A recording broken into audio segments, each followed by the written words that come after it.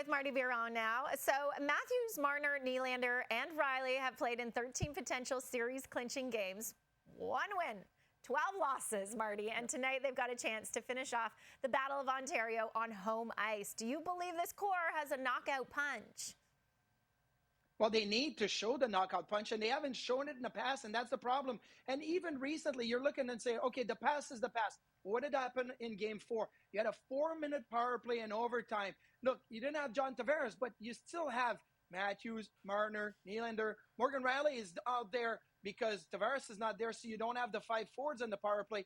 And they weren't able to get anything going. And to me, that is where the knockout punch needed to be shown in Game 4. So now you have to show it in Game 5. And you mentioned, 13 games, 1-12. Like, that is not something that you want to follow you around. And the individual stats, like, I think Marner only has 5 assists in those 13 games. I don't think he has a goal. So when you look at it, you say, somebody's got to find the back of the net here. And you have to be able to do it in tight games. Now, they've played a whole lot better.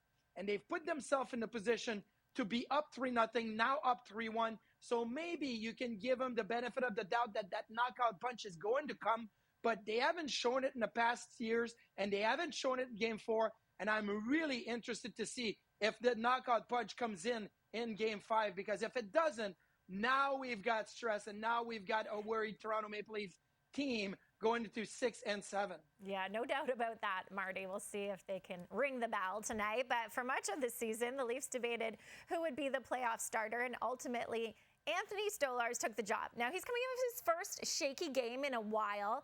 Is it his net for the series no matter what, or should Joseph Woll be staying ready?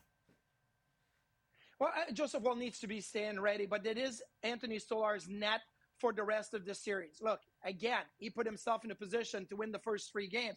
Now, if it was Game 2 or Game 3, and you say, Stolar's not been great in the first couple of games, okay, I think you can go to Joseph Woll and say, we're going to try this for a little bit and go to back and forth.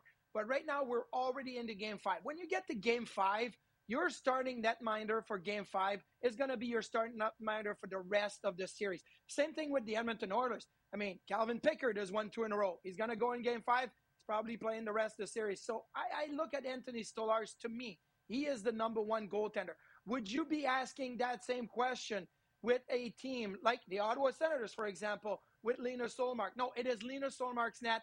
He's going to get going. Anthony Stolarz is the number 1 goaltender. I think that's his net to lose. He's going to keep it for round 1. And if they advance, and then if for round 2 it gets a little bit shaky, then you can have that conversation. But right now, it's not the time to have that. Okay, so the Leafs have just the 1 loss in the series so far. The last time they lost back-to-back games was 6 weeks ago. But if they can avoid back-to-back losses tonight, they'll be off to the second round, awaiting the winner of the Panthers-Lightning series.